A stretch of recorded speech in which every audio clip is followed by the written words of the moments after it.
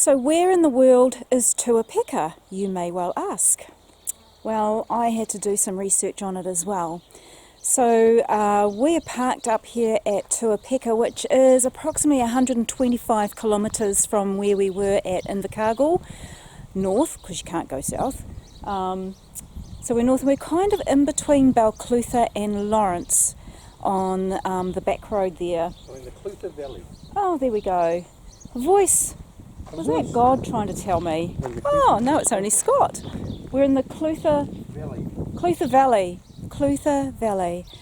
Parked at what we call a CAP, which is Charges Apply property through the NZMCA, and the local community have opened up the area around what they call the Heritage Hub, which is an old church here, just virtually in the middle of nowhere. There is not much of a settlement or anything here, but there's a few things that we want to go and have a look at, which I'll cover that later in my video. So it's costing us $5 per person per night. We've got water, we have got rubbish, and there is a toilet inside the old church here behind me, and there are tennis tables and pool table and a library. Some of the books you have to pay for, but 50 cents, something like that. So great little spot for the night, maybe two, we're not sure yet.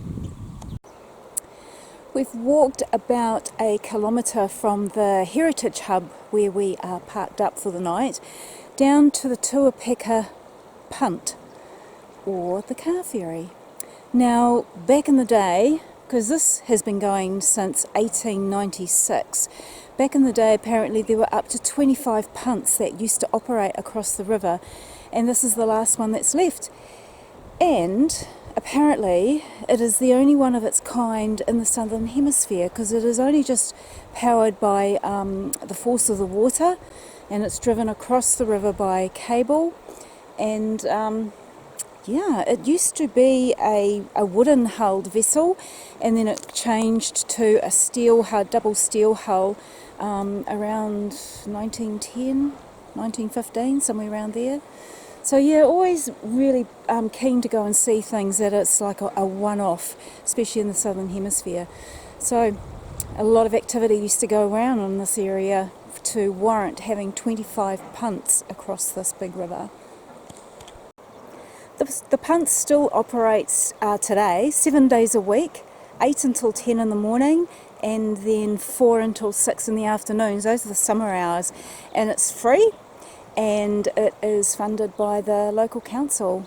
So good on them. And from what I can read on the sign, there are 3 punters that work the punt across the river.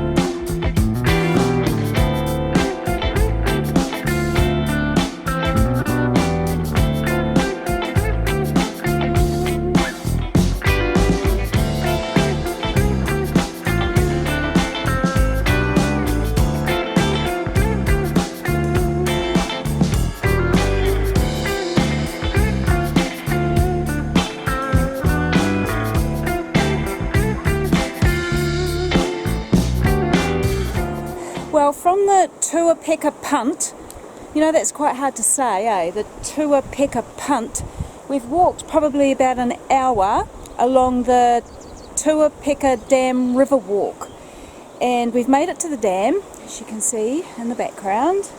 Now this dam was built back in 1907, and so this was to divert water down a big flume which was 8 foot by 5 feet, and that flume ran water to a turbine which produced power to supply the gold mining sluicing pump.